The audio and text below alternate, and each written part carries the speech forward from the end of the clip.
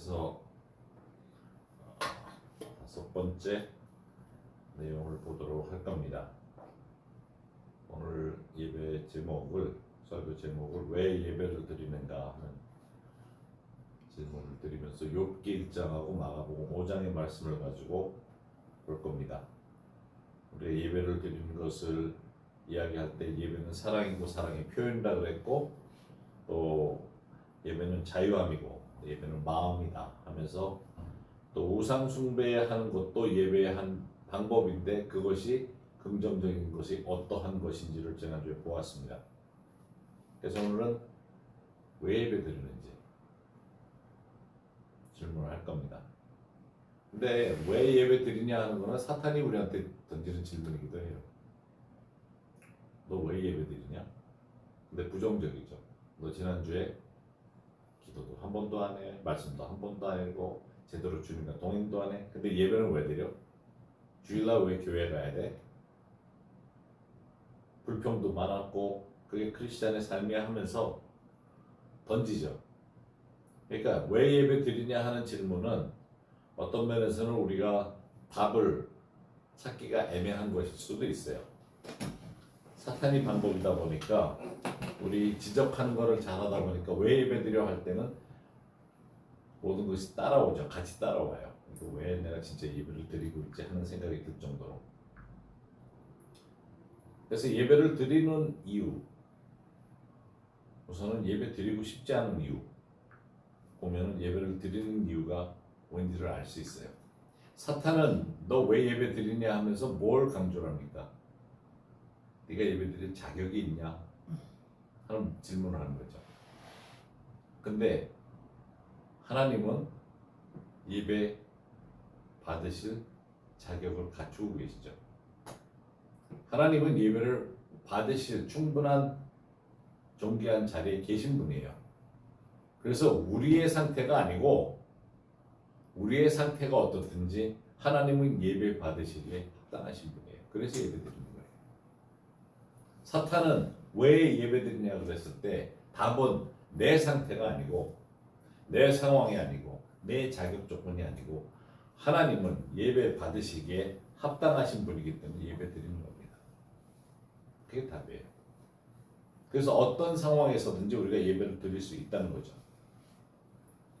그렇기 때문에 우리가 일주일 동안 어떻게 살았든, 아니면 하루를 어떻게 살았든, 저녁에 갑자기 내가 예배 드려야 되겠다는 마음이 있으면 예배 드릴 수 있는 거예요. 그래서 오늘 네 가지로 예배를 보고자 하는데, 두 가지로 예배를 볼 텐데, 예배 드리고 싶지 않은 이유를 네 가지로 먼저 볼 겁니다.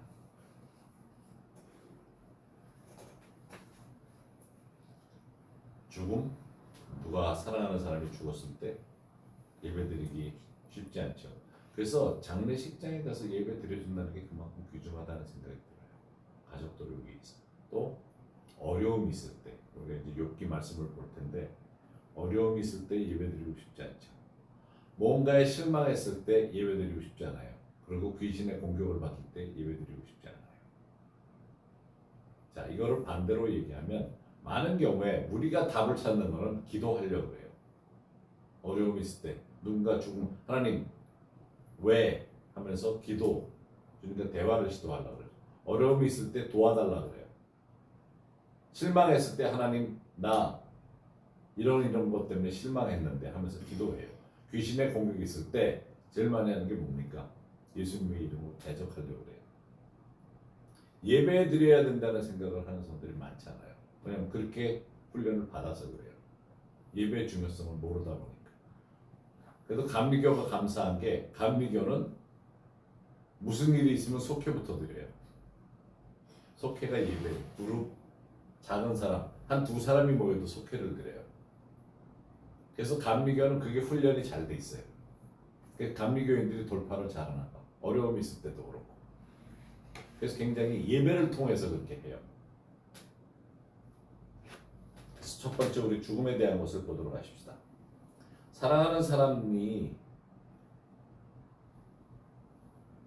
죽는 것을 옆에서 경험을 했다면, 사탄이 제일 먼저 와서 하는 게, 그래 너 이런 거 경험했으니까 굳이 예배드릴 필요 없어. 예배드리지 않아도 돼 하는 말을 제일 먼저 할 겁니다.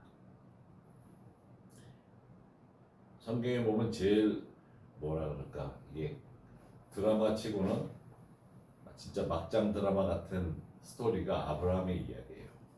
아브라함이 75세 되고 사라가 연금 받는다고 무료 지하철 쿠폰이 나온다고 카드를 받으러 오라고 하는 딱 65세 됐을 때 천사가 나타나요. 그러면서 65세 돼서 연금 받 아니, 지금 지하철 카드 나온다 그러는데 너가 애 난다 그래요. 아들 낳을 거라고. 그러니까 사라가 웃잖아요. 미소를 짓는데 너 왜 웃냐 그랬더니 안 웃었다 그러죠. 그런데 10년 기다려도 아무 소식이 없으니까 11년째 되던 해에 아브라함이 직접 일을 해결하죠. 사라의 몸종에게서 아들을 얻어요. 그런데 처음 천사가 나타나서 내게 아들을 주리라 하고 나서 24년이 지난 후에 99세 때, 우리가 99세를 100수년이라 그러거든요. 100자를 쓰지 않고 100자를 써요. 그게 100자를 한자로 쓰면 획이 위에 있는 거를 빼면 하나를 마이너스 하면 100자가 되죠. 그래서 백수예요. 그때는 하얀 수야. 99세를 백수라 그러고 100자가 되면 그때도 백수인데 그때는 100자를 써요. 100이라는 뜻. 근데 99세에 하얀 100세가 되었을 때 아들을 얻을 거라 그래요. 근데 여러분들 이 내용을 여러분들 성경에서 잘 찾을 수 없을지 모르지만 이때 75세 때 사라가 65세 때 나타나서 천사가 너 아들 낳을 거야 했을 때는 사라가 웃었는데 99세 됐을 때는 아마 아브라함이 웃었을 거예요. 어처구니 없어서. 아니 내년이라고요? 지금 장난하십니까? 내가 지금 나이가 몇 살인데. 근데 자식을 얻잖아요. 이삭을 100세에 얻어요. 제가 저희 그 막내 미셸을 42살 되던 해에 얻었는데 하나님이 주셨는데 늦둥인데 이게 지금은 등치도 나만해가지고 키가 170에 그냥 그런 황소만한데도 아빠 그러고서 소파에 앉았으면 그 위에 올라와 앉아요 저한테. 근데 어렸을 때부터 그렇게 귀여움을 받고 자란 애들이라 어쩔 수가 없는지 모르지만 그렇게 자란 이삭이 하루아침에 아브라함이 같이 가자 그러고서 산에 데리고 올라가서 꽁꽁 묶더니 네가 오늘은 제물이 돼서 하나님께 드려줘야 돼. 그러면서 올려놨을 때 순간적으로 굉장히 머리에 모르게 많이 스쳤을 거예요. 칼을 쥐고 내리 찌르려고 그랬을 때 이삭이 아마 포기는 포기대로 했지만 순간적으로 머릿속에 뭐 많이 지나갔을 거예요. 이 노인네가 지금 막내에 들었나 아니면 또 머릿속에 이 양반이 내가 어렸을 때 너무 천덕꾸러기 노릇을 해가지고 지금 화가 나서 나한테 이러나 왜 이런 일을 하고 계시지 하면서 뭔가 생각이 복잡했을 텐데 창세기 22장 5절에 보면 아브라함이 이제 종들하고 같이 이삭을 데리고 나귀의 장작도 가지고 예배하러 간다고 먼 산으로 갑니다. 하나님이 가라 그런 것으로.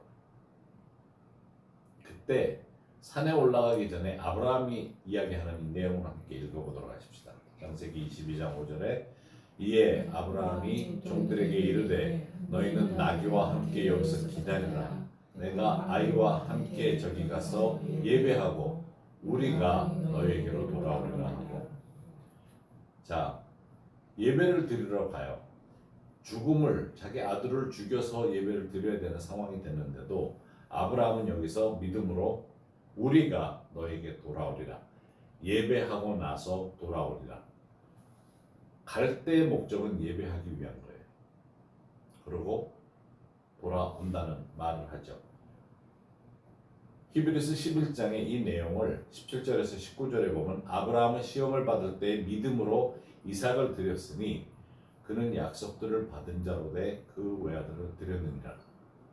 그에게 이미 말씀하시기를 네 자손이라 칭할 자는 이삭으로 말미암으리라 하셨으니 그가 하나님이 능히 이삭을 죽은 자 가운데서 다시 살리실 줄로 생각한지라 비유컨대 그를 죽은 자 가운데서 도로 받은 것이니라.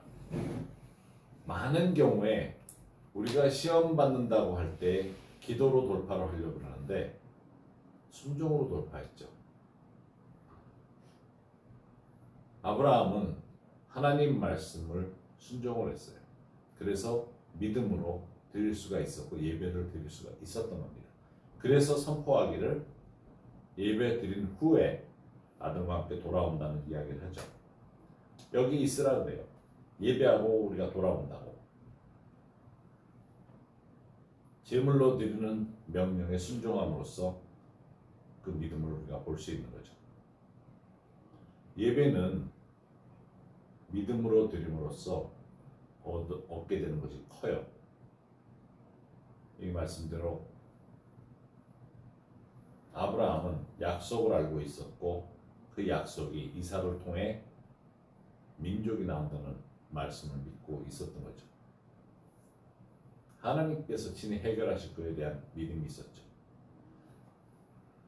자, 예배 후에 일어난 게 뭡니까? 자식을 사실은 예배를 드리는 죽이려고 했을 때 하나님께서 거기서 양을 하나 사냥을 갖다가 놓으시죠. 그리고 그 양을 잡아서 하나님께 제물로 예배를 드립니다. 어려운 상황에서 예배를 드리게 될 때에 그와 같은 상황에서 예배를 믿음으로 드리게 되면 순종으로 예배를 드리게 되면 그때에 여호와 이레 하나님을 만나는 겁니다. 너무도 많은 사람들이 재정적인 어려움이 있을 때 뭘 부르짖어요? 여호와 이레 하나님을 모든 것 채우시네 하면서 채워달라고 기도를 해요. 기도를 해서 여호와 이레 하나님을 만나는 것이 아니라 예배 가운데 만난다는 것을 기억해야 됩니다. 두 번째, 어려울 때 어려움 생각하면 제일 먼저 떠오르는 사람이 사실은 욥이죠.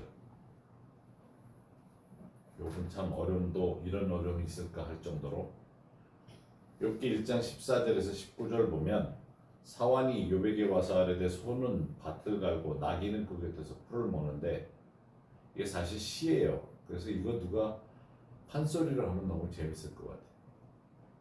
사환이 욥에게 와서 이르되 하면서 스바 사람이 갑자기 이르러 그것을 빼앗고 칼로 종들을 죽였나이다. 나만 홀로 피하였으므로 주인께 아뢰러 왔나이다. 그가 아직 말하는 동안에 말도 끝나기 전에 또 한 사람이 와서 아뢰되 하나님의 불이 하늘에서 떨어져서 양과 종들을 살라버렸나이다. 나만 홀로 피하였으므로 주인께 아뢰러 왔나이다.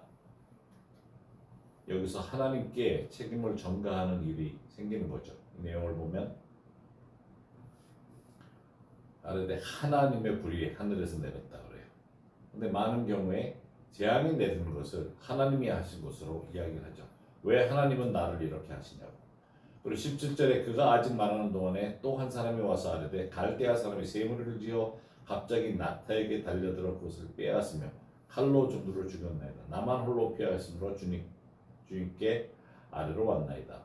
그가 아직 말하는 동안에 또 한 사람이 와서 아뢰되 주인의 자녀들이 그들의 마다들의 집에서 음식을 먹으며 포도주를 마시는데 거친 들에서 큰 바람이 와서 집 네 모퉁이를 치매 그 청년들 위에 무너짐으로 그들이 죽었나이다. 나만 홀로 피하였으므로 주인께 아뢰러 왔나이다 한지라.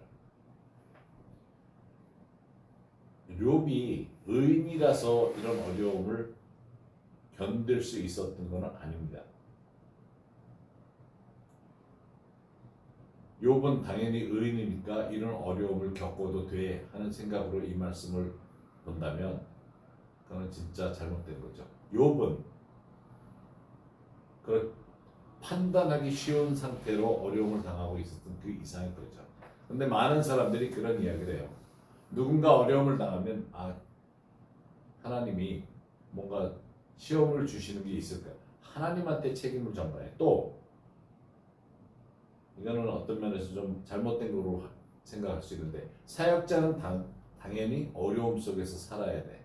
그래야 사람이 되나? 뭐 하여튼 뭐 그런 식으로 생각을 해. 근데 그건 아니에요. 마치 이게 요즘처럼 생각을 한다면 집에서 출근하려고 하는데 갑자기 전화가 와서 오늘부터 나오지 않아도 돼. 그리고 직업이 갑자기 하루아침에 없어졌는데 전화를 받고 너무 놀래서 전화를 끊으려 그러는데 갑자기 누가 벨을 울리더니 들어오는데 오늘 당신 집에 있는 거 뭐 모든 거 다 차압합니다. 들어와가지고 빨간 딱지를 붙이기 시작을 하고 그런가 하면 당신의 모든 재산을 압류하면서 통장에 있는 돈까지 차압합니다. 세금 포탈에 대한 죄입니다. 하고 연행을 해서 손에 수갑을 채우려는데 경찰이 보더니 당신 자식들이 지금 가서 식사하고 있던 식당이 무너져가지고 손주들까지 다 죽었습니다 하는 그런 소식을 전하는 것과 다를 게 없어요. 그런데 욥은 이런 상황에서 20절에 욥이 일어나 겉옷을 찢고 머리털을 밀고 땅에 엎드려 예배하며 예배를 해요. 예배를 드려요. 암만 어려운 상황에서도 예배를 드릴 수 있어요. 이건 욥에게만 있을 수 있는 일이 아니고 누구에게든지 힘든 일이 있을 수 있죠. 또 실망했을 때를 보면 시편 51편 5절에 다윗의 시가 나오는데 다윗은 자기가 바세바와 죄를 범하고 나서 낳은 아기가 죽게 되고 죽는 그 상황에서 엎드려서 주님 앞에 고백하는 시를 짓는데 시편 51편이 그런데 5절에 내가 죄악 중에 출생하였으며 임신하였으며 어머니가 죄 중에서 나를 잉태하였나이다 하는 시를 씁니다. 많은 신학자들이 이 내용을 해석할 때 원죄라는 것으로 이야기를 하는데 그게 아니고 사실 다윗이 자기 자신에 대한 이야기를 합니다. 다윗은 예수님의 계보에 들어가는 사람인데 다윗의 아버지 이새가 굉장히 유명해져요. 다윗 덕에. 그런데 성경을 자세히 보면 사무엘에 방문이 있을 때 다윗은 이새의 집에 있지 않았어요. 이새에게는 아들이 7이 있으니 그러면서 7 아들만이 사실은 등장을 합니다. 사무엘 앞에. 그럴 때 하나님이 얘도 아니고 쟤도 아니고 다 아니라고 그래요. 근데 열왕기서에 보면 아들들이 다 지나갔는데도 아니라 그러니까 아들이 또 있느냐 하고 질문을 했을 때 이새가 좀 당황하면서 막내 아들이 하나 더 있습니다 그러는데 다른 애들은 아주 출중하고 다 모든 것을 다 좋은 옷 입고 나와서 보였지만 막내 아들인데 양을 치고 있어요. 그래서 데리러 가야 되는 거죠. 왜냐하면 몸종이 아들이었기 때문에. 다윗은 서자예요. 그래서 사무엘이 왔을 때 그 잔치 자리에 초대되지도 않았어요. 그런데 다윗을 하나님께서 세우시는데 사실 그 당시에도 마찬가지고 저희가 오래전이지만 그 이스라엘에 성지 순례 갔을 때 저희가 그때는 꽤 많이 가가지고 버스를 대절해서 가는데 갑자기 운전기사가 차를 세우더라고요. 길 옆에 세워요. 그러면서 저기 지금 양치는 아이가 있는데 우리 가지고 있는 간식을 좀 걷어서 나눠주면 어떻겠냐.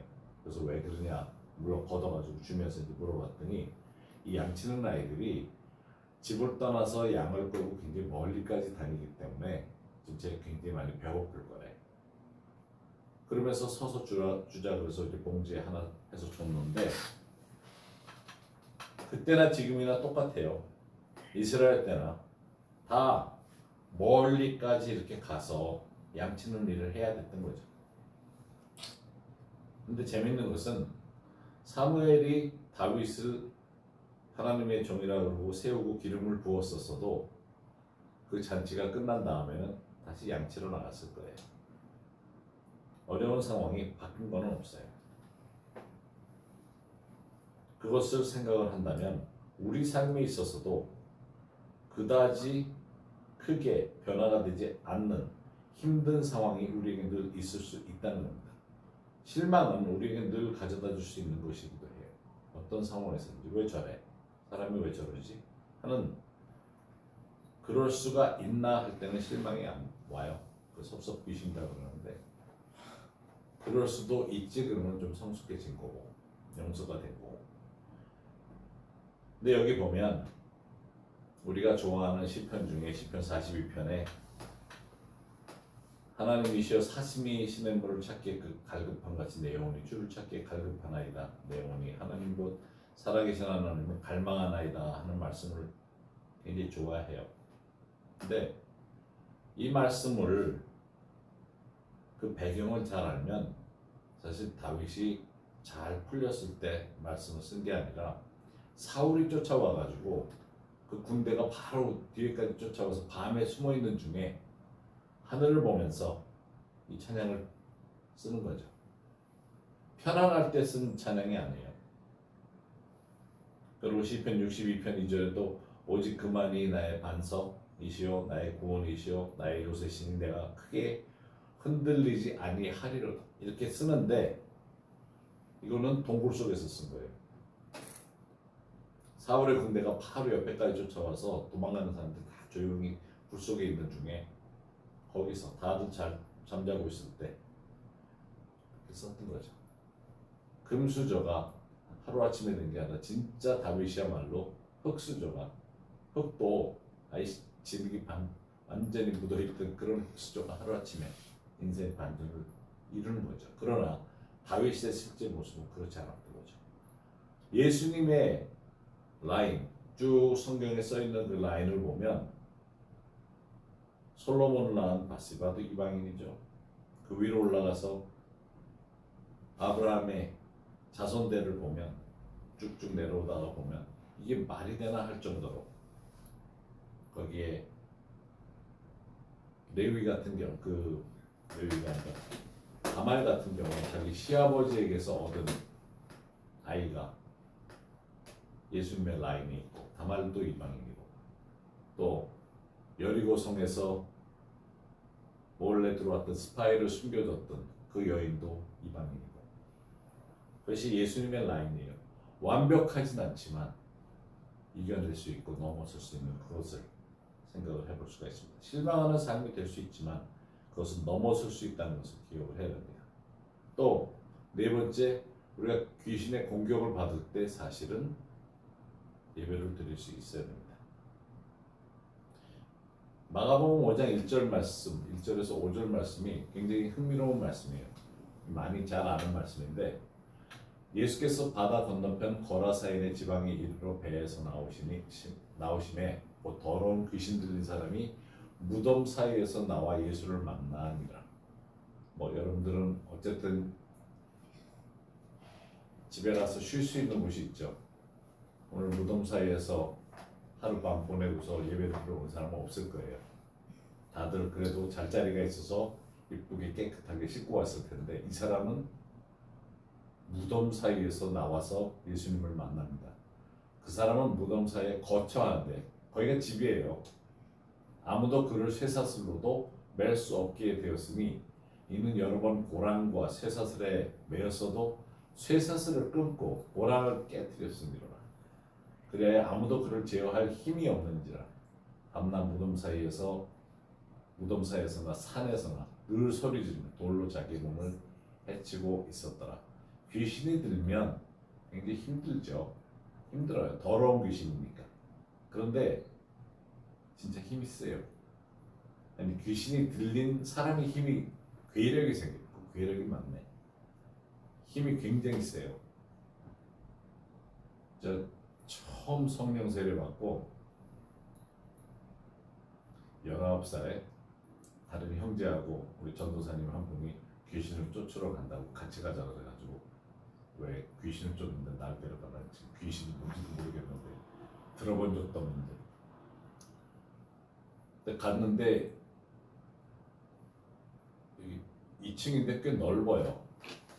넓은데 거기를 평소에는 그 예배드리고 그 옛날에는 가정재단이 많았는데 거기서 예배드리는 곳이래. 근데 자매인데 키가 160이나 됐으니까 160 안 돼. 조그만 자매인데 우리 보고 옆에 이렇게 팔짱을 끼고 있어야 돼. 이렇게 세우래. 그래서 이렇게 팔짱을 끼고 다른 형제하고 그애들 좀더 등치가 큰데 우리 이렇게 세웠어요. 세웠더니 이 전도사님이 나를 쳐다봐. 그랬더니 눈을 보면서 예수님 이름으로 귀신아 나가라 그랬더니 갑자기 우리를 팍 밀었는데 둘 다 나가 떨어졌어요. 와, 조그만 애가 여자는 이렇게 힘이 센지. 근데 그 잠의 힘이 아니에요. 여기 보면 이해가 되는 게 쇠사슬을 매었던 쇠사슬을 끊어버린다니까 그 힘이. 그 다음에 한 달 후에 그 자매가 다 안정이 된 다음에 우리 모임에 찾아왔는데 이쁘장한 자매인데 조금 아니 저 자매가 그런 힘이 어디서 괴력이 어디서 나왔을까 할 정도로. 근데 그 안에 든 귀신이 너무 괴롭게 하니까 자기 몸을 해요. 나가라고. 본인이 자유롭게 풀리고 싶은데 그렇게 안 되니까. 그런데 이 5절 후에 6절에 보면 그 귀신 들린 사람이 멀리서 예수를 보고 달려와 절해요. 귀신이 그렇게 더러운 귀신이 있어서 괴로워가지고 막 발버둥을 치게 만드는데도 예수님을 바라보고 예배를 드리고자 할 때는 내 안에 있는 영이 귀신의 그런 못된 억압과 괴력으로 나를 붙들고 있어도 그 예배 드리고자 하는 의지는 꺾을 수 없다는 거죠. 그걸 기억하셔야 돼요. 우리는 우리 안에 있는 예수님을 향한 열정은 예배 드리고자 하는 열정은 어떠한 귀신의 장난도 막을 수가 없다는 거예요. 기도로 해결할 필요 없어요. 예배를 드리려고 하는 마음에서부터 나를 괴롭히는 모든 것을 이겨낼 수 있다는 거예요. 그것이 우리 안에 이미 있다. 예수 믿는 사람들이 어려움, 사탄의 공격받아서 힘들어요. 이런 말을 할 필요가 없다는 거예요. 예배를 통해서 우리의 의지로 인해서 예수님께 나오려고 한다면 나오는 순간에 우리는 이겨낼 수 있다는 겁니다. 어떠한 묶임이든지 상관없어요. 그것이 어떠한 방해든지 상관없어요. 내가 힘들다고, 나의 상황이 힘들다고 그러면 뭘 할 거냐고요. 기도가 아니라 예배를 드리죠. 예배하면서 예수님과 함께 있는 시간을 가지라고요. 그렇게 될 때 자유함이 내게 오고 그 자유함이 나로 하여금 더욱더 주님을 예배할 수 있게끔 해줍니다. 근데 여기 공통적인 거 지금 4가지 말씀을 드렸는데 여기에는 아브라함의 이야기도 욥의 이야기도 다윗의 이야기도 다윗이 자기가 잘못한 것을 알고 회개할 때도 귀신 들린 사람도 예배 드리러 왔다는 거죠. 예배 드릴 수 있는 이유가 있다는 겁니다. 그렇다고 해서 이 예배에는 성가대도 없고 이 예배에는 목사님의 설교도 없고 아무것도 없어요. 나의 예배만이 있는 거죠. 아무도 예배를 막을 수 없어요. 그것을 안다면 예배를 드리는 곳에 내 홀로 예배 드리는 곳에 나 혼자 예배 드리는 것이 힘들다면 그리스도의 지체 이웃과 함께 예배 드리는 곳에 와야 되는 거죠. 아브라함이 순종하고 예배 드리러 갔을 때 여호와 이레 하나님은 반대편에서 산 반대편에서 내가 볼 수 없는 그쪽에서부터 주님의 예배하시면서 가지고 올라오셨죠. 만약에 아브라함이 예배 드리러 가려다가 힘들어 포기했다면 만남의 자리에서 기다리고 계신 하나님의 예비하심을 못 만났을 수 있어요. 여호와 이레 하나님을 못 만나는 이유가 예배 드리러 가는 것을 포기하기 때문인 것을 이해해야 됩니다. 욥의 아내가 하나님을 저주하고 죽으라 그랬을 때도 하나님을 저주하지 않아요. 그냥 본인이 하나님 나는 이해할 수 없습니다. 근데 많은 사람들이 하나님 내 인생 왜 이 모양이죠? 왜 하나님 나를 어렵게 하시죠? 이 말을 해요. 하나님을 저주하는 거나 똑같아요. 근데 욥은 심지어 부인이 하나님을 저주하고 죽으라고 했을 때도 본인은 예배함으로써 주님 앞에 낮아지는 겸손함으로 나가죠. 그랬을 때 욥이 주님으로부터 2배의 축복을 받습니다. 근데 한 가지 흥미로운 것은 욥이 다 2배의 축복을 받는데 자녀는 한 세트밖에 안 주세요. 왜냐하면 천국 가면 2세트니까, 2배니까. 자녀들이 다 죽었지만 천국에 가 있을 겁니까? 하나님이 이 땅에서 갑절의 축복을 다 주시는데 한 가지만 주시죠. 다윗은, 우리가 잘 아는 다윗은 늘 찬양하고 예배드리는 자로서, 양치는 목자로서도 예배드리는 자였죠. 그래서 흙수저가 금수저가 될 수 있었고, 금수저로서 죄를 범했을 때도 하나님 앞에 나아가서 예배드릴 줄 알았던 거죠. 회개하기 위해서, 회복되기 위해서 예배 가운데 답을 찾았던 겁니다. 마귀가 공격을 할 때도 마찬가지인 거죠. 우리는 예배드리는 가운데 그 해결책을 찾을 수 있는 겁니다. 첫 번째가 예배 드리지 못하는 이유를 이야기했다면, 두 번째는 예배 드려야 하는 이유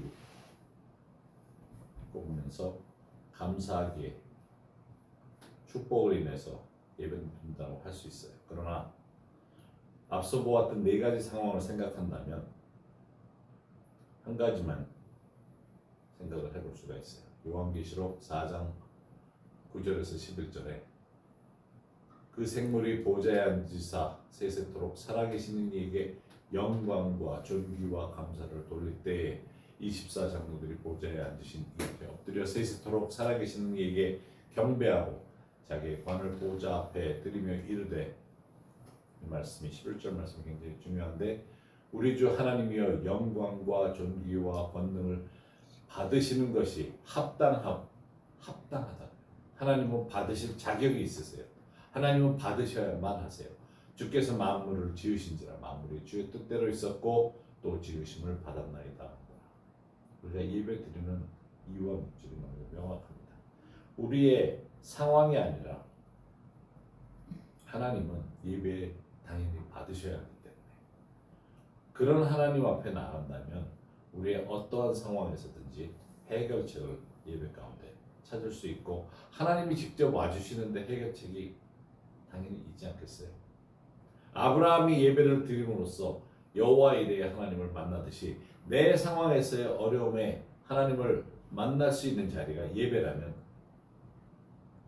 해결책을 거기서 찾을 수 있는 거죠. 상황이 좌지우지하지 못하는 거죠. 우리는 예수 그리스도로 인해서, 보혈로 인해서 구속되었고 우리는 구원받았고 정결케 되었다고 선포합니다. 그래서 예배드릴 수 있고, 그렇지 않은 상황이라도 우리는 더 깊은 차원의 예배를 드릴 수 있는 겁니다. 내 주위의 모든 것이 나를 좌지우지하지 못하게 하십시오. 우리의 삶이 어떠한 상황에 처한다 할지라도 하나님은 나의 예배를 받으시기에 합당하신 분이십니다. 우리가 잘 아는 찬송 중에 내 평생에 가는 게 순탄하여, 이제 이 찬양 마지막으로 우리 드리면서 마칠 텐데, 이 찬송은 1871년에 한 가족에게서부터 나오기 시작하는 내용인데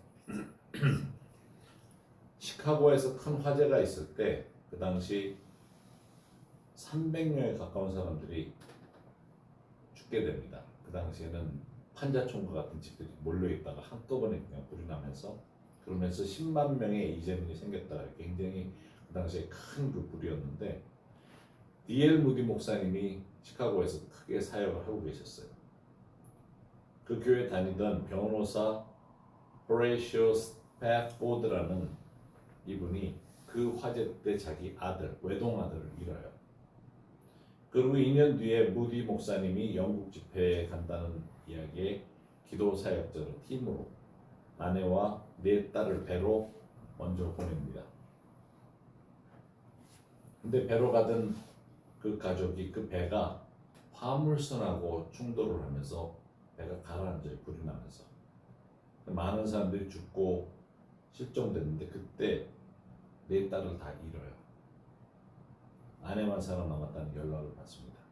사업 때문에, 변호사기 때문에 며칠 늦게 출발하던 그 호레이시오 스패포드는 그 소식을 듣고 스케줄을 앞당겨서 배를 타고 떠납니다. 영국을 향해서 가는데 사고 인근 지역에 갔을 때 선장이 안내 방송을 합니다. 며칠 전에 이곳에서 사고가 났습니다. 많은 사람들이 죽게 되었다고 그러면서 잠깐 묵념을 하면서 그 일대를 지나갑니다. 자기 딸이 죽었, 네 딸이 다 죽은 곳이에요. 그곳을 지나가면서 하나님이 그때 말씀을 주시는 내용을 시로 적습니다. 그 가사가 바로 오늘 부를 찬송인데 2년 후에 가사를 붙여서 이 찬송이 나오게 됩니다. 이 찬송을 부르면서 왜 예배를 드려야 하는가 하는 것에 대한 것을 생각을 하면서 마치도록 하십시다. 그래서 이 말씀에 여러 가지 의미가 있는 것, 시편, 시로 적은 이 내용이 얼마나 귀한지를 한번 보면서 함께 예배 찬양을 드리도록 하십시다.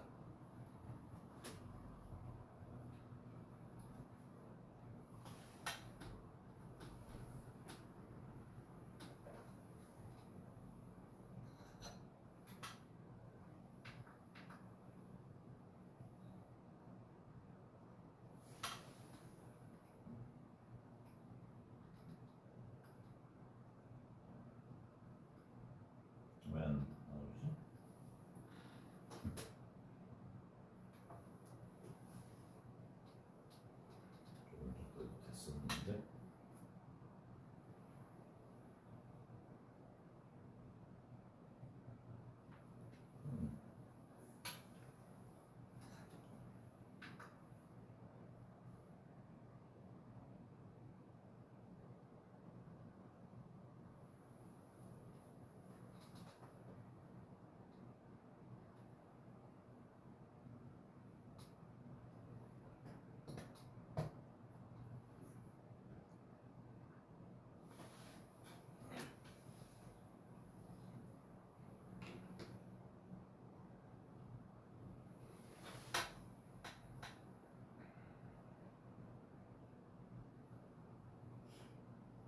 나오는데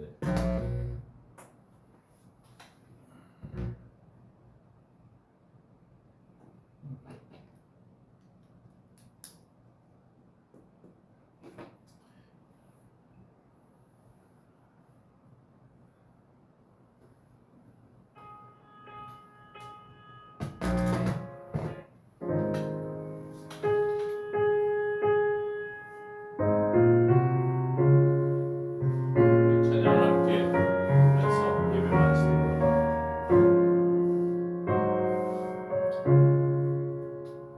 내 평생에 가는 길 순탄하여 늘 잔잔한 강 같듯이 큰 풍파로 무섭고 어렵든지 나의 영혼은 늘 편하다. 내 영혼 평안해 내 영혼 평안해 저 이름으로 우리를 삼키려고 입 벌리고 달려와도 주 예수는 우리의 대장되니 끝내 싸워서 이기리라. 내 영혼 평안해 내 영혼 평안해.